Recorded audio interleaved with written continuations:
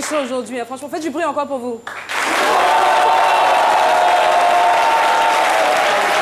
Un handicap, ce n'est pas celui qui vous empêche de voir.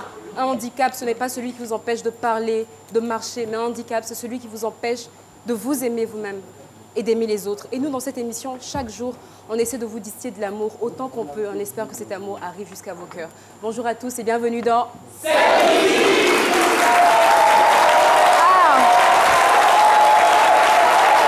dans C'est Midi. L'équipe du jeudi est composée bien évidemment du doyen Cassie, que je demande de bien ovationner, bien fort. J'ai envie de vous faire un bisou aujourd'hui, je peux.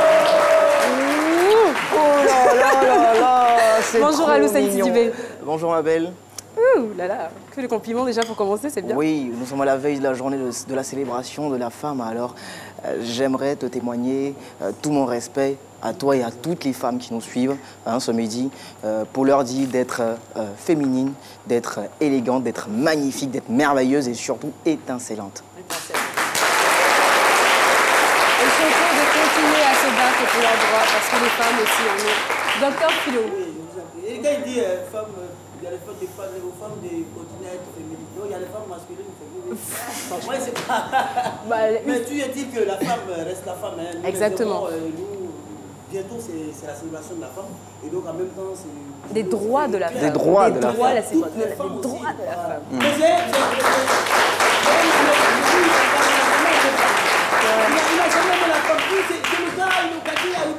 gars, son travail, c'est de dénigrer la femme. Ce matin, j'ai dit, non, nous, on parle de la femme aujourd'hui. Il me dit, non, Philo, moi, j'aime les femmes minces. J'aime pas les femmes en forme. Tantôt, il dit, j'aime pas les femmes minces. Il dit, on n'arrive pas à les comprendre parce que tu sais pas si elle a besoin de nourriture, d'amour. Il dit, c'est la femme qui parle comme ça. Mais les femmes, nous devons les accepter telles qu'elles sont. Et toutes les femmes sont, je veux dire, moi le mot. Philo. Philo. Non, c'est pas ce que je voulais dire. Philo. Franchement. Attends. C'est de moi que tu es venu parler ici. Hein? Je suis là-bas et puis Philo. Attends, qui de Yopougon Psychologie qui n'aime pas les femmes? Bonjour. Bonjour. Non, mais je pense que les applaudissements sont faibles quand même pour Jimmy Danger. Tout le monde connaît Jimmy Danger. C'est quand même Jimmy Danger. Tu ne peux pas j'applaudis, vous ne me reconnaissez plus. Oui. Bonjour Jimmy. Oui, bonjour. Alors je l'ai dit, hein, un handicap, c'est pas celui qui vous empêche de parler, c'est celui qui vous empêche d'aimer. Aujourd'hui, vous êtes là justement pour nous montrer une vraie preuve d'amour. Oui, une vraie preuve d'amour. Un amour qui date de plus de 30 ans. Quand même. Voilà, parce que Guy, c'est un frère. Oui, c'est ça. Ouais, c'est un frère, on a dépassé le stade de l'amitié. Nous sommes frères maintenant. D'accord. Et comme ça, comme je sais que mon ami ne se porte pas bien, c'est ça. Ouais, nous les enfants de Sikoji, Yopougon, avons organisé en fait une grande fête à son honneur. D'accord. Voilà. Il vit. Parce que quand on dit fête, voilà, faut pas penser qu'il vit, il est là, il se porte bien, mais je veux dire qu'avec l'AVC, c'est difficile à soigner. Et ça prend trop de temps pour soigner l'AVC. Et donc, je pense qu'il faut voilà. profiter en même temps pour lui rendre un hommage. Voilà. Et c'est important de le faire du vivant des gens. Voilà, pas attendre que les personnes partent. Voilà. C'est pas quand les gens s'en vont, on leur rend hommage. Non. De son vivant, nous, on veut rendre hommage à Guéhiver. D'accord. Et donc, pour ce faire, demain, à partir de 17h jusqu'à l'aube, au Pao. Voilà, c'est ça. Au Pao, voilà. Je pense que je dis au Pao. Voilà. Les gens de Pao, je vous salue de passage. Les gens de Pao. Voilà, c'est un espace que tout le monde connaît. D'accord. Voilà. Donc, on invite vraiment les humoristes. On invite les uglophiles, les chanteurs, tout le monde à venir participer à cette fête-là. Même le public, hein, toutes les personnes surtout le public, de venir. C'est important. Comme lorsqu'on est malade, on a besoin vraiment de chaleur humaine. De chaleur humaine. Hein. Et puis bon, il y a des gens qui m'appellent comme ça, qui veulent faire des dons. Oui. Je leur dis que non, il n'y a pas de problème. Ils peuvent. Voilà, ils peuvent. Voilà. Parce que l'homme actuellement ne travaille pas. Donc vous voyez que souvent, l'argent manque un peu. Voilà. Là, ça arrive, ça arrive. Oui, voilà. Donc, merci. Là, je peux donner un numéro sur lequel ceux qui sont loin, ils peuvent faire leur dépôt. Non, mais je pense que vous allez laisser le numéro sur votre page Facebook. Voilà. Et puis tout le monde va aller là-bas pour avoir le numéro de téléphone. Tu sais, c'est midi, c'est suivi non, du ne France. vous inquiétez pas. Déjà, le message est passé, ne vous inquiétez pas. Ah, ok, le message est passé. Le message sur la page Facebook de Jimmy Danger pour avoir le numéro pour faire des dons. Merci. Voilà, pour faire des dons. Merci. Vraiment, j'invite tout le monde. Merci. Et puis, merci à Sémidi. Merci, Jimmy. Merci. Voilà. Alors, Merci. On va lui dire au revoir. On va aussi applaudir très fort pour apporter tout notre amour et tout notre soutien à Guy Vest, s'il vous plaît, que tout le monde connaît. Prendre rétablissement, rapidement. Alors dans cette émission, vous connaissez le principe, on a un appel à témoins et aujourd'hui le thème retenu, handicapée motrice, je demeure une femme incontournable. Je pense que c'est un témoignage qui va en ravir plus d'un. On regarde le portrait de notre invité du jour. Une grande dame travailleuse, battante, qui n'a rien à envier aux autres. Elle, c'est Amelon Adjoa Julienne, épouse Adonis, mariée depuis 20 ans et mère de 3 enfants. Née le 1er septembre 1972 à Port-Boué, commune du district d'Abidjan, c'est au lycée moderne de Dimokro que notre invitée fait un brillant parcours scolaire. Elle y obtient en 1993 son bac littéraire avec la mention « Assez bien ». Issue de la 2e promotion des étudiants de l'université de Bouaké, c'est en 1997 qu'elle empoche une maîtrise en droit public. Aujourd'hui, elle est à la fois femme pasteur et femme d'affaires. Adjoa ne s'est pas laissée influencer ni dominer par son handicap. C'est Midi reçoit aujourd'hui une femme exceptionnelle qui a du mérite. C'est Midi reçoit aujourd'hui une femme exceptionnelle qui a du mérite.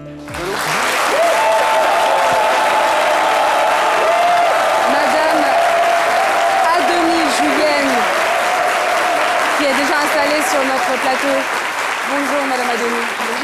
Bienvenue sur le plateau de C'est Midi. Merci. Alors, on a quand même une question, la question du micro-trottoir, mais bien avant, il est là et son avis compte, l'avis de Dr Philo.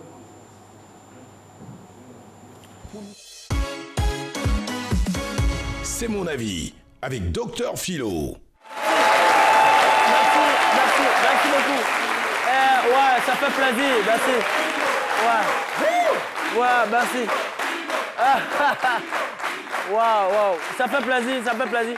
Ouais, vous savez, les applaudissements, souvent, c'est bien. Mais tout excès nuit.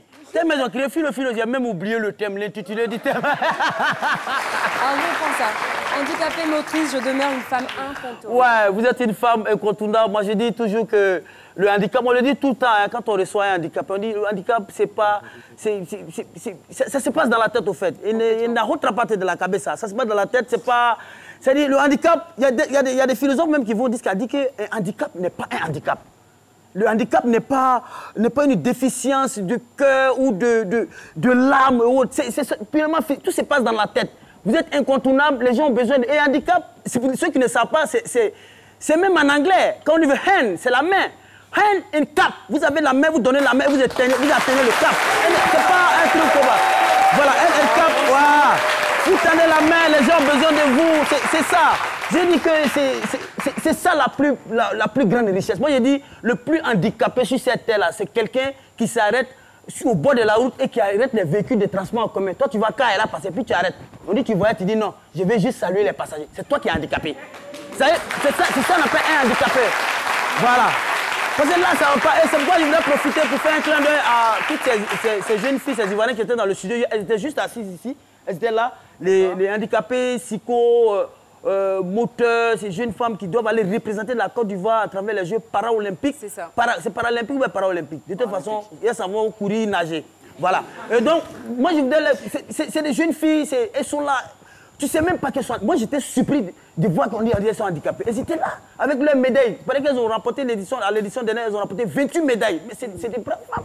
Et qu'est-ce qui s'est passé? Et j'ai dit à leurs représentants que quand elles vont aller cette fois-ci, quel que soit le nombre de médailles qu'elles vont remporter, il faut que les Ivoiriens aillent les accueillir. 28 médailles, et dans notre pays, on ne sait pas. Pourtant, un gars, il a recours un peu à la médaille, on va l'accueillir. Mais vous êtes là, voilà.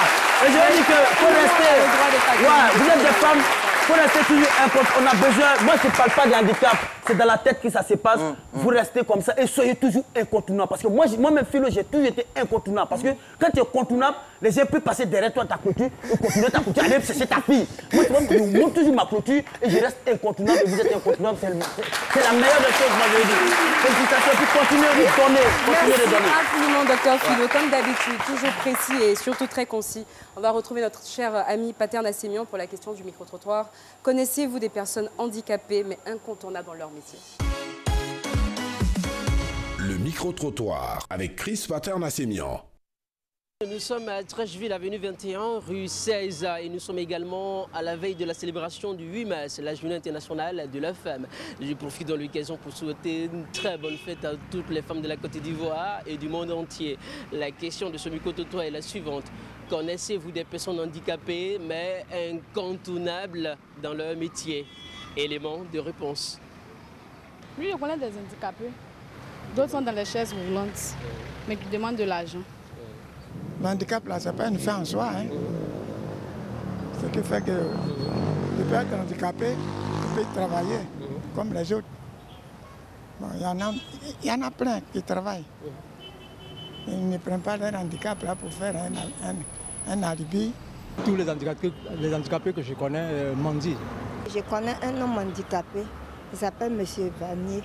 Je l'ai vu de mes propres yeux. J'ai vécu avec lui, je connais sa femme. Est-ce que vous m'avez compris? Je connais sa femme. Il est marié, il a une femme, il a un enfant, il vit. Malgré son handicap, là, il travaille. Même, il va même dans les pays. Donc si lui, il travaille, ceux qui sont handicapés peuvent travailler. Je connaissais un de mes oncles aussi qui était réparateur de trucs de radio. Il réparait bien les radios, mais il n'a jamais mendié. Il n'aime pas ceux qui mendient. Parce qu'ils disent qu'ils aiment la vie facile. C'est pas ceux qui sont handicapés que tu dois forcément mendier. Tu peux apprendre un métier. Si tu n'es pas apte à faire comme les autres, mais tu peux apprendre à faire un métier. Mais le ministre de l'Intérieur anglais, il s'appelle David Blanket, il est aveugle, sourd. Ça veut dire l'handicap même n'est pas un handicap. C'est une force pour toi d'accéder à quelque chose. Quand tu es marginalisé, mais tu te bats pour ne pas être marginalisé, vous êtes d'accord avec moi? Quand on va à l'école, il y a des gens qui sont dyslexiques. Ils ne peuvent pas apprendre au même niveau que tout le monde. Chez le blanc, il y a un système qui met ceux-là à l'écart, pas les discriminer, mais on leur donne la possibilité d'avoir le temps d'apprendre. Richard Branson, c'est lui qui a Virgin Airlines. Il a des avions dans tout le monde. Il est dyslexique. C'est-à-dire qu'il ne peut pas apprendre au même rythme que tout le monde. Il est parti par la basse classe. Aujourd'hui, il fait partie des plus grands, les multimilliardaires sur cette terre. Je vois que la question de ce micro-trottoir a déchaîné les passions. Alors, Adonie Julienne, vous êtes pasteur et consultante, vous êtes mère de 3 enfants, mariée depuis 20 ans. Vous avez obtenu votre bac en 1993, vous êtes issue de la 2e promotion des étudiants de l'université de Bouaké. Vous avez une maîtrise en droit, c'est bien ça. Femme dynamique, battante, vous restez incontournable malgré votre handicap, j'ai envie de vraiment de dire entre guillemets. Ça ne vous a pas empêché de gravir les échelons. Alors, encore une fois, bonjour et bienvenue sur le plateau de C'est Midi. Merci. Alors, Madame Adonie, moi je veux savoir, votre handicap, comment est-ce qu'il est arrivé? L'handicap, comment c'est arrivé? Je ne suis pas née handicapée. D'accord. J'ai marché à l'âge de 8 mois. Et comme ça, à 1 an, j'ai eu la fièvre. Et c'est comme ça qu'on m'a envoyé à l'hôpital et ils m'ont fait une injection. Et c'est à la suite de cette injection-là que je suis restée handicapée. D'accord, ok. Donc alors vous avez 1 an, j'imagine que ça a dû être la détresse pour vos parents. Mais bon, 1 an, vous grandissez. À un moment donné, il va falloir que vous alliez à l'école quand même. Voilà. Comment est-ce que ça s'est passé? Voilà, quand j'ai eu l'âge d'aller à l'école, il y a eu même une réunion de famille. Il y a certains qui ont dit non, c'est pour la fatiguer parce que ça ne va rien devenir. D'autres ont dit non, il faudrait bien qu'elle parte à l'école. Et l'année-là, je ne suis pas partie à l'école. C'est quand après, ma petite soeur devait aller à l'école. Ils se sont dit, mais si elle va à l'école, elle va rester seule à la maison. Donc il faut qu'elle parte à l'école avec elle. Et c'est comme ça qu'ils ont décidé de me scolariser. Mais j'ai été refusée par 2 écoles à cause de mon handicap, parce qu'ils ont dit qu'il fallait laisser la place aux plus valides. Et c'est comme ça que je me suis retrouvée. Dans le temps, les écoles privées n'étaient pas trop fréquentées. Et c'est comme ça que je me suis retrouvée dans une école privée catholique fille. Voilà. Et j'ai fait 3 ans là-bas et j'étais toujours parmi les meilleurs.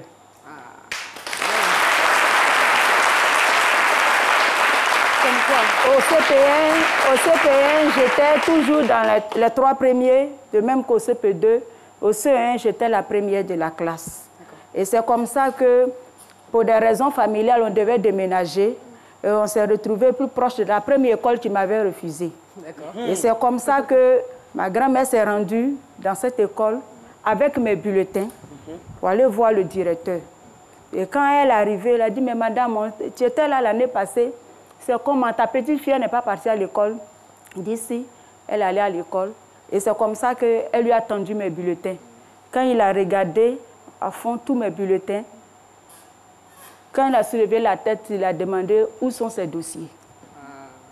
Où sont ces dossiers? La grand-mère dit, non, je n'ai pas encore retiré ces dossiers. Parce que j'ai peur, peut-être que vous n'allez pas l'accepter. Et c'est comme ça que lui-même, il a écrit un mot pour la directrice de l'école où j'étais. Il dit, va, retire ces dossiers, vous me l'envoyez. Et c'est comme ça que durant tout le temps que j'ai passé dans cette école, j'étais la chouchou du directeur. Et tenez-vous bien, quand on devait passer, à notre temps, quand on devait faire les classements, c'est sous le drapeau. Oui. C'est sous le drapeau, on fait les classements. Et quand on arrive à ma classe, on fait le classement, je suis première.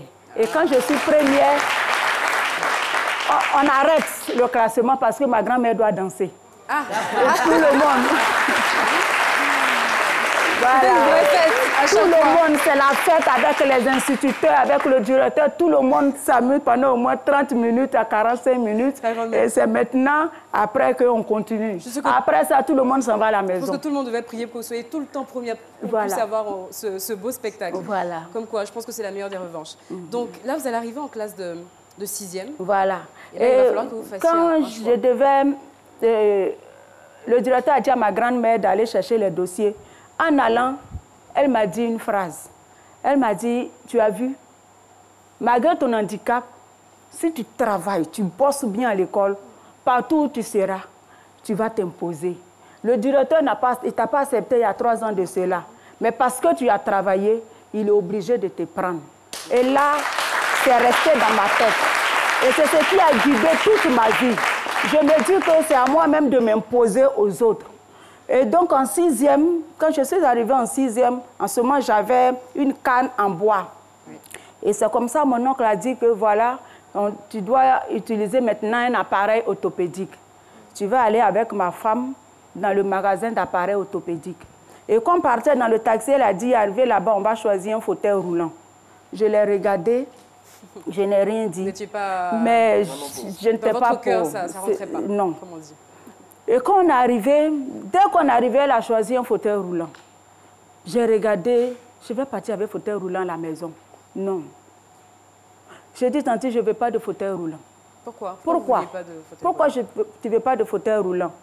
Je l'ai regardé, j'ai dit non, je ne veux pas avancer assis. Je veux avancer debout. Et c'est comme ça que la propriétaire du magasin, c'était une femme blanche.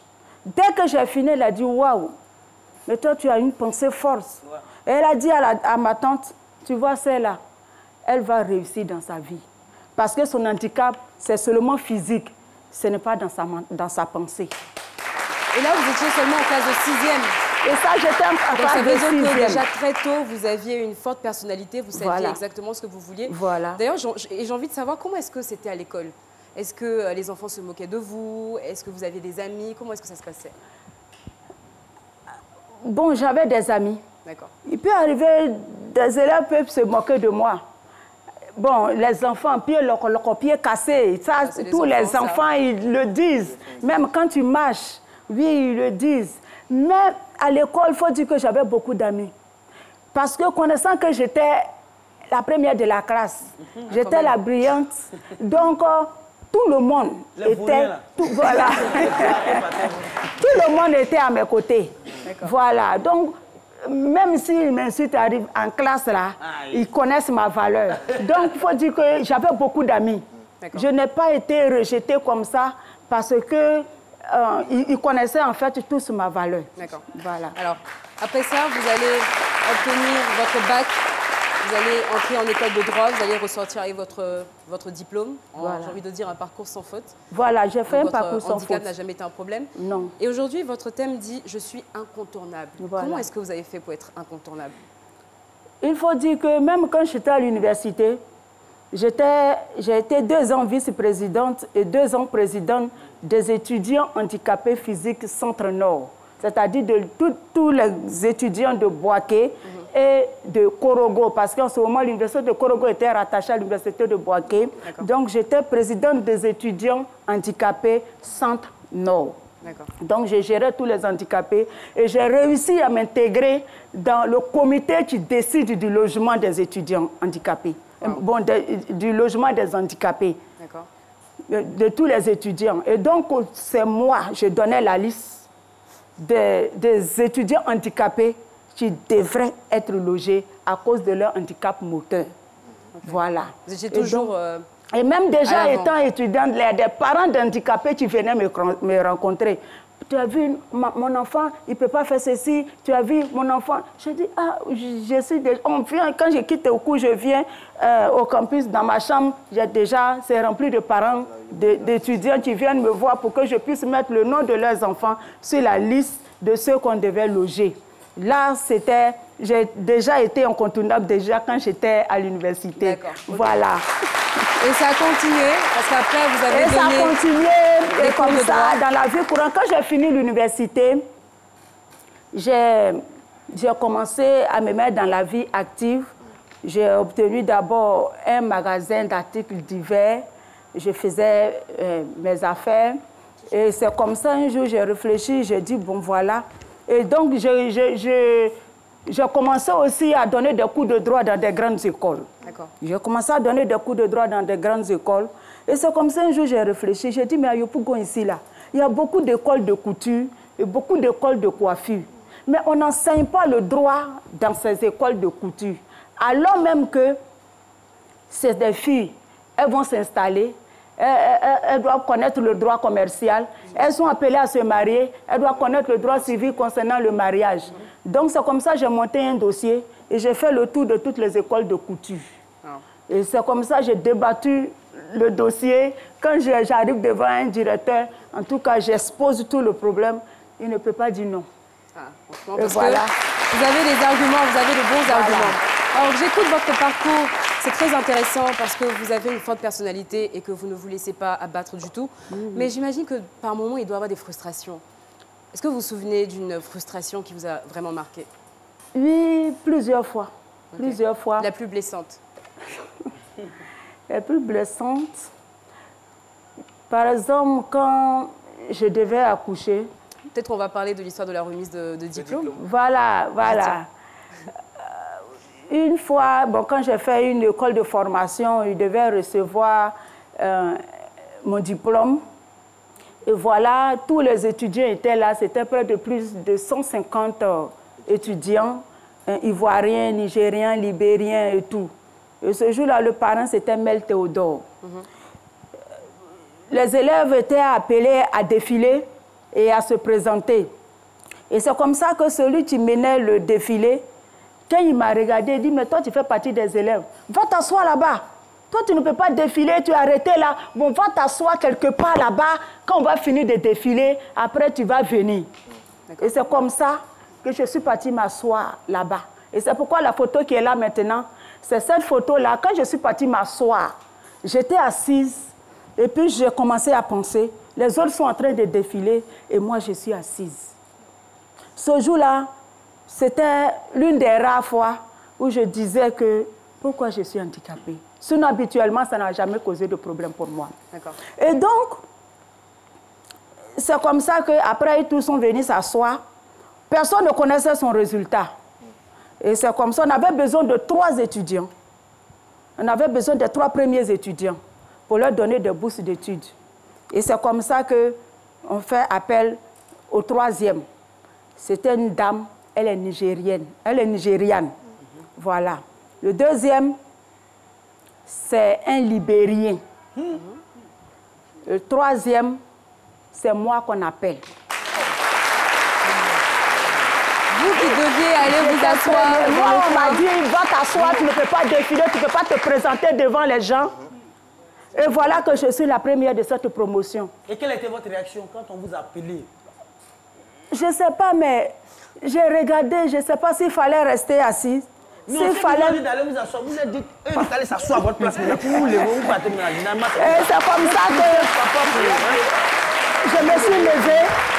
Quand je me suis levée, Mère Théodore était étonnée. C'est lui qui est venu à ma rencontre. Mère Théodore, je devais partir à sa rencontre. Et on lui a remis mon diplôme pour qu'il me remette mon diplôme.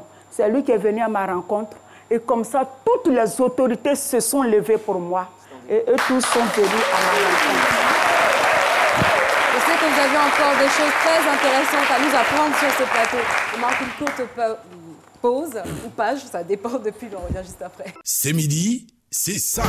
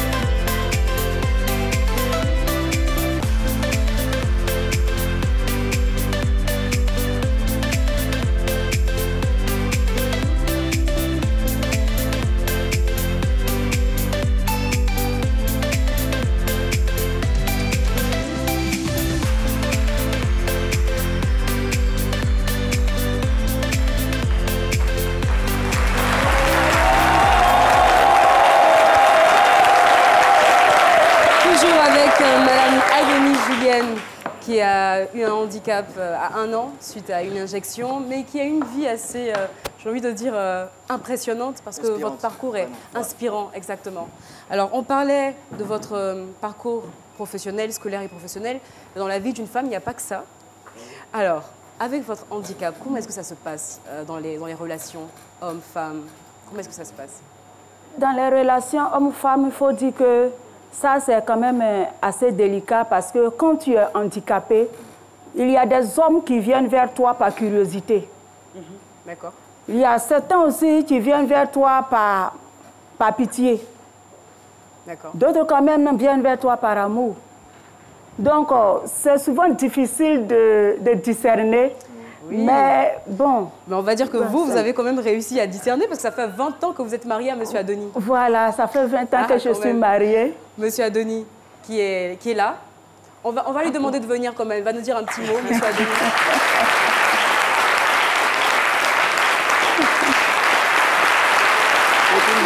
Quand même, c'est une belle surprise, ça. Alors. Bon. Bonjour, M. Adoni. Alors, c'est intéressant, dès qu'il est arrivé, il allait directement à côté de sa femme. C'est ce qui est logique. Alors, bonjour, M. Adoni. Bonjour. Bienvenue. Merci. Alors, comment est-ce qu'elle est à la maison? Nous, on veut savoir. C'est vrai que là, il nous a expliqué son parcours, tout est bien, tout est beau. Donnez-nous un peu ses défauts. C'est quoi? Est-ce qu'elle crie beaucoup ou comment est-ce qu'elle est? Bon, elle ne crie pas. Je voulais saluer tout le monde, mais elle m'a donné une phrase quand on était à l'école. Oui. Parce qu'on a fait le cycle primaire ensemble. D'accord. Et puis, j'étais la première personne qui n'aimait pas son affaire. D'accord. Mais le maître a imposé. Ah. Donc, au CE2, on était voisins-voisines. Je la frappais. Ok,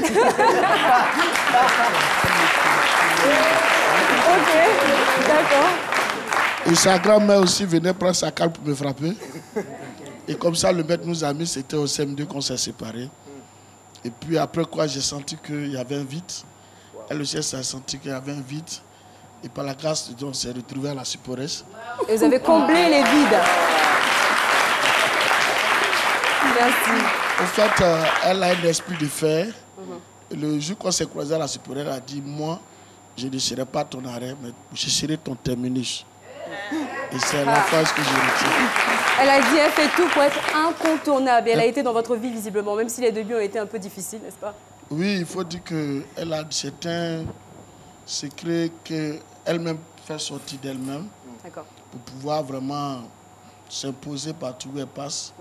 Et j'ai béni Dieu parce que la force d'un couple ne provient pas forcément de l'homme. Ça provient de ceux qui ont la maturité spirituelle. Et ça, elle en a. D'accord. Merci. Merci beaucoup, monsieur Adonis. Merci infiniment.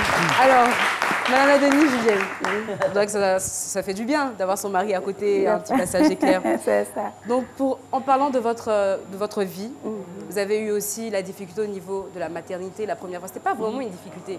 On va dire que vous avez eu une petite frustration au niveau lors de l'accouchement. Oui, j'ai eu une petite frustration lors de mon premier accouchement.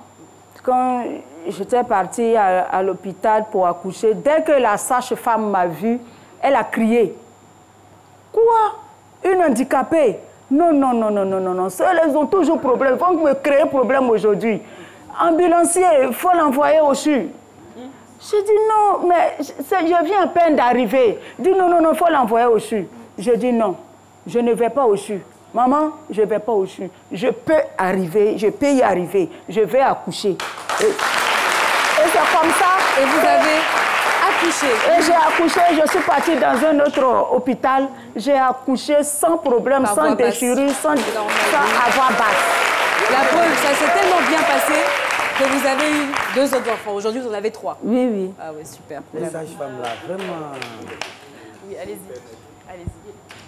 Les sages-femmes. Le handicap, c'est celui de l'esprit. Voilà, c'est ça. Si vous étiez handicapé d'esprit, vous ne seriez pas une femme incontournable aujourd'hui. C'est ça. Donc, soyez fiers de votre esprit. Le plus important, ce n'est pas le corps. De toutes les façons, il pourrira. Donc, soyez fiers de ce que vous êtes. Merci. Moi, je vous admire beaucoup pour l'esprit que vous avez. Merci. Et vous avez votre mari à la chance. Merci, Bédouin. Et je suis sûre que vous aussi, à la maison, devant votre petit écran, vous avez des réactions. Et il est là, justement, Paulus Agathon, qu'on reçoit maintenant. Vos réactions nous intéressent avec Paulus Agathon.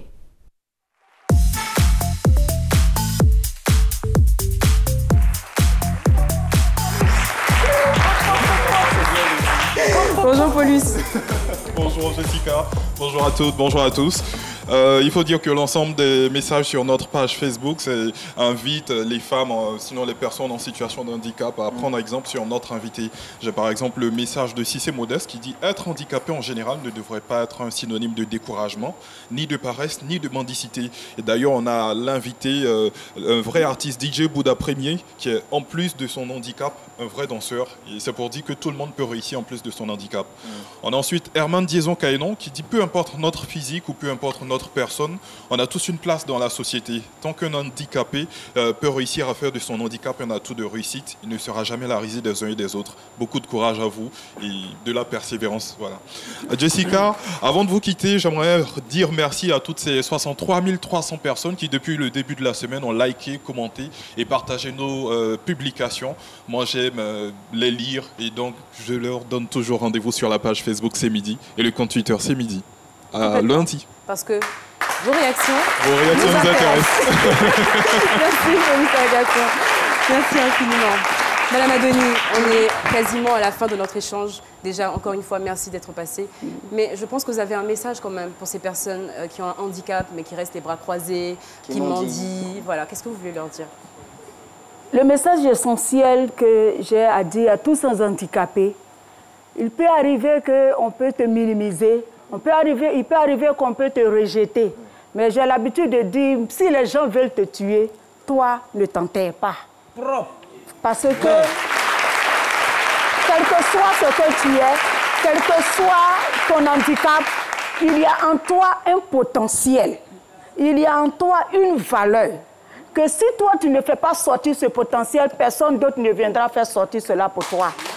Il faut toi-même et toi seul pour le faire sortir. C'est une innovation du public. Wow. Je pense qu'on va tous se lever. Vraiment. Merci. Parce que vous méritez ça. Merci. Merci pour cet enseignement merci pour cette humilité et cette force d'esprit. On ne va pas vous laisser partir comme ça. On est tellement content de votre témoignage qu'on va vous faire un petit cadeau quand même. Vous aimez la musique? Est-ce que vous aimez la musique? Oui. D'accord. Alors, on va recevoir ici Monsieur Soul Ayom, connu autrefois sous le nom de Wonyan Pedro, que je vous demande d'applaudir. Il est artiste, chanteur, professeur de musique depuis...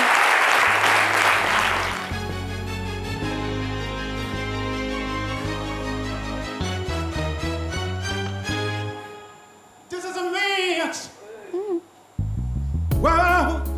The song, please. This is a man's world. But there'll be nothing. I said nothing. Nothing, Lord. Without a woman or a girl. No, no. You see, man with a car,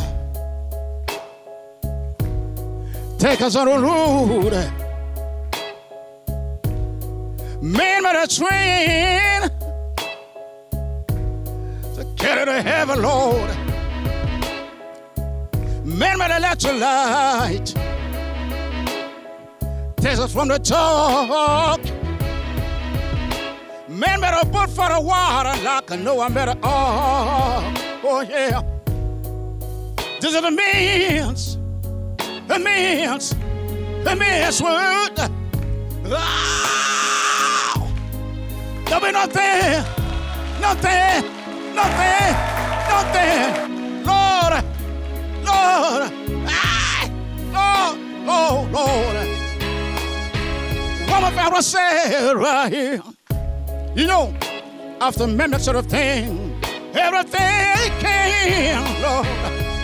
Do you never make some money to buy from modern man, especially from a place I know, a place called Saint-Midi. Saint-Midi. Saint-Midi, say yeah. Somebody say yeah. Merci. In the name of soul, say yeah.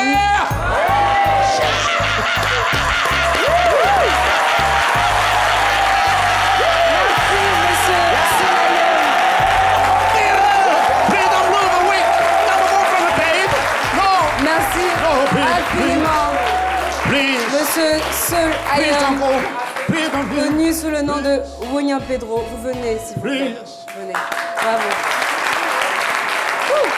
Merci beaucoup. Alors, vous venez à côté de moi. Je vais avoir l'honneur de vous avoir à côté. Quand même, cette reprise de James Brown est juste parfaite. Alors, vous êtes là parce que vous préparez votre 8e album. C'est cela même. D'accord. Un album de gospel. D'accord. De 10 titres. Vous voulez que je vous chante un titre, peut-être tout à l'heure? Franchement, non, avec ce que vous venez de faire là, je vous jure, laissez-moi sur ce souvenir, il est juste parfait. Formidable. Voilà. Alors, donc cet album, il parle de quoi exactement? C'est un album de louange et d'adoration à l'endroit du Seigneur, tout simplement. Il y a des thèmes que je développe, des thèmes comme l'amour, des thèmes comme la fidélité, la patience. Nous en avons besoin en ce 21e siècle dans notre pays. Et j'espère que cet album va faire son chemin. Voilà. On en est convaincus. Merci. Merci beaucoup. Merci d'être passé sur le plateau de Saint-Midi. Soul Ayom qu'on raccompagne avec des ovations. Merci encore. Alors là, on retrouve là tout de suite, sans tarder, Alou Sidibé pour sa chronique. C'est innovant avec Alou Sidibé.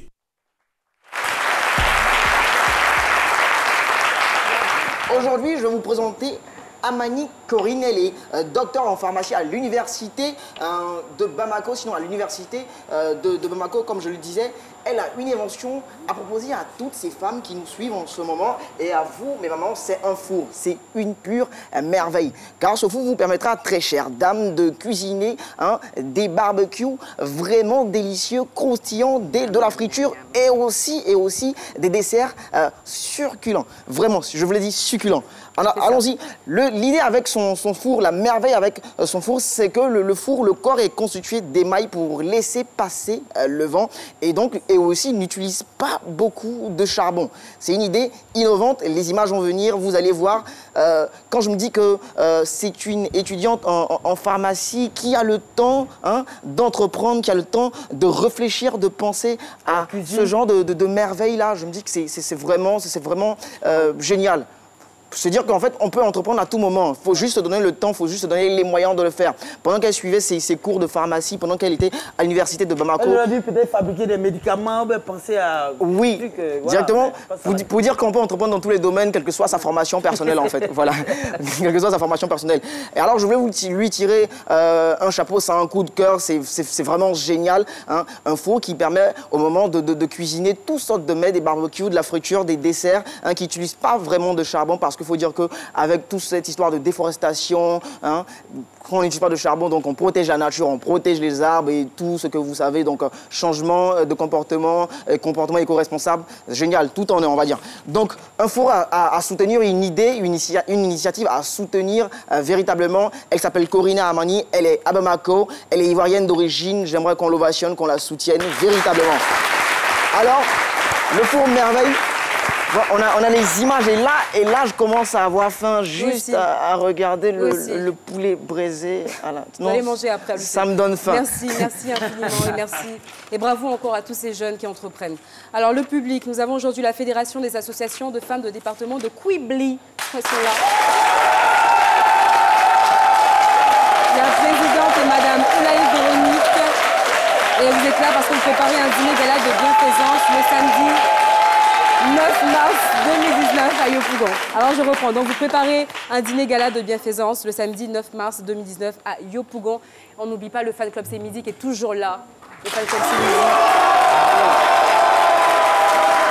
Et avant de se quitter, nous avons un invité. Je restais debout justement pour accueillir notre invité. Il s'appelle Anka de K, que tout le monde connaît. Anka de K. Anka de K. Anka de K. Marguerite. Mais c'est qu'elle a fait ça, c'est qu'elle a fait ça. Je t'ai dit hier nuit que mon savon est fini, mon savon est fini. Je dois me laver à ton savon, tu fermes ta porte, tu t'en vas. Je me lave à quelle heure? Je me lave à quelle heure, Marguerite? Marguerite. Hey. Bien là. Je te dis pour remercier, tu vas donner à les gens. Il est où ça? C'est ton vagin qui est là. Doucement, doucement. Attends, heureusement que tu n'avais pas de micro. Eh, ma frère. Oui. Je vais parler avec toi. Ton femme là. Quelle femme ça? Marguerite, ma vagine. Moi, je bande bien. Quand je laisse un enfant là-bas pour partir à l'abattoir, je viens trouver il y a cuisse de mouton qui a disparu. Je dis, tu as bandé ça avec qui? Qu'est-ce que Marguerite? Il n'a pas donné l'argent. J'ai dit non, pourquoi? Quelqu'un il vient là, il paie comme ça, seulement lui il prend cuisse et puis il donne. Quand il fait comme ça, toi il lui prend cuisse, il donne. Oui. Est-ce que toi-même tu as vu Marguerite? Non, non, non. Tu l'as pas vu? Si toi tu as vu Marguerite, c'est un mouton complément que tu as lui donner. Voilà. Ah bon? Samedi, il faut venir au palais, on va parler de Marguerite. C'est là-bas, je peux le voir? C'est là-bas, tu peux le voir. Je paie comment? Tu fais 10 000 pour la toucher et 15 000 pour manger avec elle. Voilà. Merci infiniment. Moi, je vais donner 30 000. Alors, voilà. Allons là-bas. Marguerite! Marguerite! Marguerite! Ma vagine! Marguerite! Ok. Donc, vous l'avez deviné, en cas de cas, il est en spectacle d'humour Marguerite, ma voisine, le 9 mars au Palais de la Culture à partir de 19 h. Et on sait très bien, demain, c'est la journée des droits de la femme. Et on a voulu quand même remercier toutes ces femmes qui travaillent dans l'ombre pour que C'est Midi soit là où cette émission se trouve aujourd'hui. On regarde. Tous ceux qui ont profité, ils se sont abonnés. Toi aussi, tu peux essayer. Vraiment, tu auras tout gagné, Joe. Le bonheur que tu cherches là, ça dépend de toi. Le bonus que tu cherches là, ça dépend de toi. L'internet que tu cherches là, ça dépend de toi. Tout ce que tu cherches là, ça dépend de toi. Ça aide à ta mère. En 2019, le choix vous appartient. Rejoignez le réseau Move et profitez. C'est quoi ton job? Avec Jessica Bamba. C'est Midi, c'est Caroline Da Silva et ses chroniqueurs. Mais ce n'est que la partie visible. Car C'est Midi, c'est surtout une équipe qui travaille pour que cette émission vive. Une équipe composée de femmes dynamiques qui travaillent dans l'ombre. Ces femmes ont eu la chance de choisir leur métier et ont su s'imposer dans leurs domaines respectifs. Bonjour, je suis Dendane, je suis rentrée à la RTI en 1983. Je suis camérawoman et je travaille sur C'est Midi. Moi, c'est Yao Roland. Je suis camérawoman à la RTI depuis 10 ans. Je suis sur l'émission C'est Midi. Coucou, je suis Soro Lydie. Je suis à la RTI depuis 7 ans. Je suis sur l'émission C'est Midi. Bonjour, c'est Carole Lénisongi Koulibaly. Je suis maquilleuse à la RTI et j'interviens sur l'émission C'est Midi. Bonjour, moi c'est Marie-Ange Eumiem, assistante éditoriale RTI 1. Alors, sur l'émission C'est Midi, je suis chargée de la préparation de l'émission et cela commence d'abord par recevoir les invités, les entretenir sur les différentes thématiques sur lesquelles on les invite déjà sur notre plateau et aussi, ensuite rédiger le portrait qui demande un savoir-faire. C'est un travail passionnant mais qui nous demande un devoir de qualité, surtout de qualité.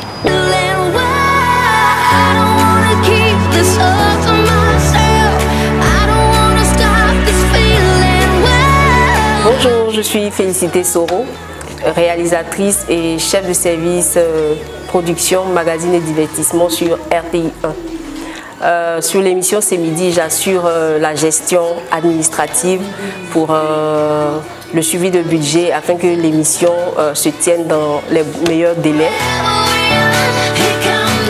Bonjour, je suis Christelle Soro, chargée de production à la RTI au niveau des JT et magazines.